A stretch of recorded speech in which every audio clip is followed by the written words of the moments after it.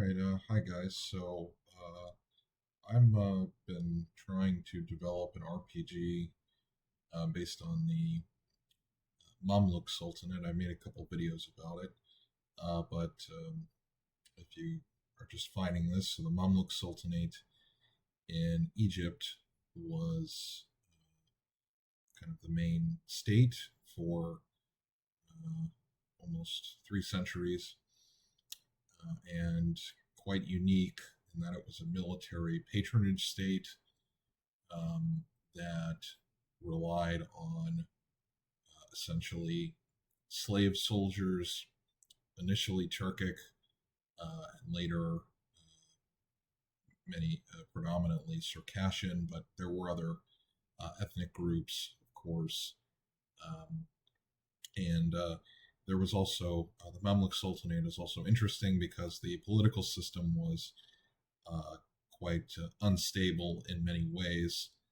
Um, but I think that's what makes it interesting for role playing game.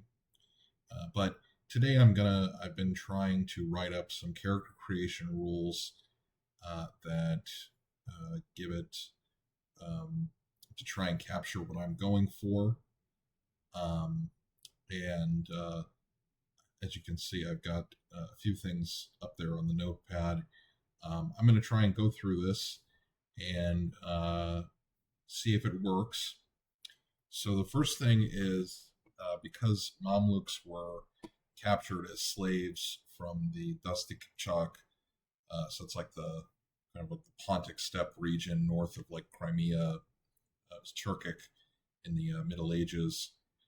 Um, I made, and I'll also say before I get into this, this is pretty much based on like the BRP system, along with looking at some of the older RuneQuest editions. So I just want to point out that I'm not inventing all this. I'm using the D100 type system just because I like that. I think that works best for what I'm going for.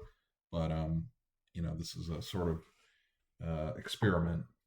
So first, what we're going to do, I have a table that is some culture occupations. So this would be like the family background of the Mamluk before they were captured or sold into slavery and taken to Egypt. So we're going to roll a D100, and from a 1 to 15, we have a merchant, 16 to 31, a pastoralist, so a herder, 32 to 47, a settled farmer, 48 to 63, a warrior, a craftsman, and 90 to 100, a bureaucrat. 64 to 89 is craftsman, 9100 is bureaucrat. So um, this will what I have right now is based on this. We'll add 1d8 points to one of our skills that we can pick from. So I'll go ahead and roll, and let's see what we've got. So we got a 34. So our Mamluk came from a settled farmer family. So I don't have a lot of skills right now. I think I need to flesh that out. But we can do animal husbandry or craft.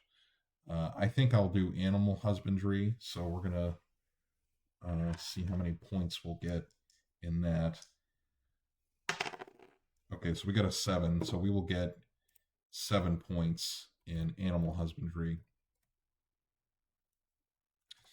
Now I haven't gone through to look at like the attributes, like the base attributes. I've mostly focused on the skills, but I will add like the kind of strength, charisma, all those kind of attributes. Um, I don't know if I would need a license to use like the D100 system. I would, but I don't know if I'm going to make this like even a commercial product. So that's not really something to worry about right now. Okay, so we've got a little bit of points in animal husbandry, which is useful for taking care of horses or other animals. That's obviously extremely important in the medieval world. Okay, now we're going to get into now our Mamluk has been captured from his homeland. We'll say our Mamluk is Turkic, and he is going Kipchak, so he is going to um, be brought to Egypt, and he will first be taught Arabic. So now we're going to do basically some D100 skill checks to see how well our Mamluk does in training. So first, before he can even learn any military skills, he needs to learn Arabic. That's the dominant language. Now, he would have, of course, his own language. Here, I should make a note, this would be specifically Arabic. And then he would know his Kipchak language, Kipchak Turkish. But I would say that you would automatically get like 75 because it's your native language. And for role play, if we were going to try and play this, that would allow our Mamluk to speak with other Turkic Mamluks. Now, if he was a Circassian or something, there would be a language barrier, but that would, we're just doing like a character creation. So, all right. So, you will begin with 50%.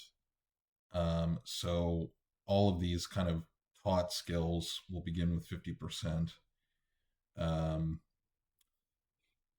And we will do a skill check. So 50%, I'm thinking would be like to do kind of essential communication and have like basic conversations. But let's do, all right, 20. So that would be a success. All right. So, and then we will add, but I don't want to add give people a ton of points straight off. So we will, if we'll just be adding D4 points. But I may change this. So, all right, 4. So 54, not bad. So took pretty well to Arabic. And obviously, if I develop this more, there would be ways to improve your education, like with an NPC or through some different kind of skill checks. Okay, now we're going to do writing, which would be writing, of course, in Arabic, and we'll do the same thing. So, but I think what we'll do is since he succeeded, since he's got a 54 in the language, now to learn to write, he will roll against his 54. So let's see. 34, so that's a pass. So then we will do the same thing. But only gets 1 extra point in writing in Arabic. So average writing, probably able to do, very basic stuff. And the Mamluks eventually started to write also in Kipchak, their own language, if they were a Turkic speaker. Okay. All right. The next one we're going to do is Ilum. So the Mamluk authorities, of course, want these Turks to become good Muslims. So we will see how much knowledge our Mamluk gains. Okay, 59. So that's a fail. So he maybe did not take so well to. Maybe he was sleeping. Maybe his tutors were not very good. And now we'll roll a d6 to subtract from that knowledge. 5. So he will have a 45 in that. Okay. Next is now we're moving into the actual martial skills. So the next one we're going to roll against is riding. And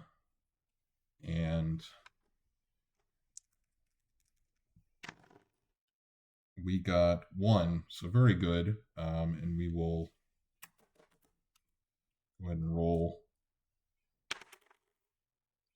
Okay, 54.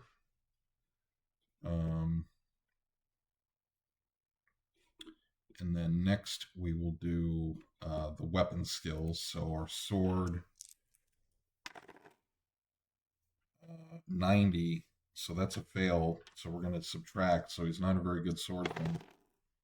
So 48. Lance, 85. That's also a fail. So he will be 47. The bow.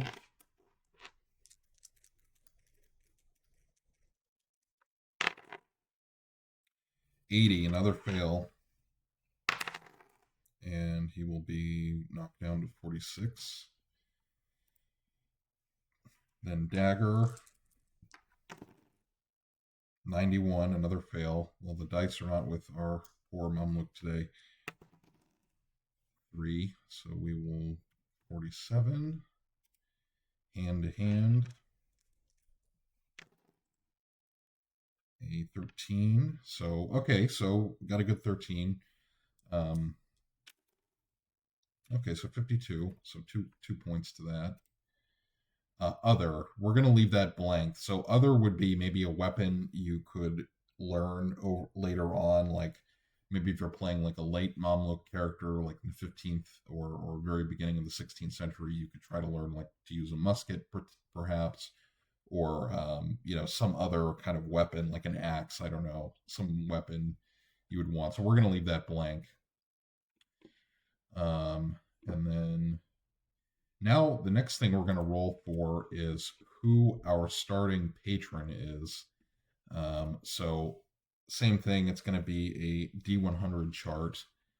And we'll see what kind of Mamluk. So there's 3 categories that we could be sorted into. So 1 through 10, a Mamluk of the Sultan. So you are within the Sultan's household.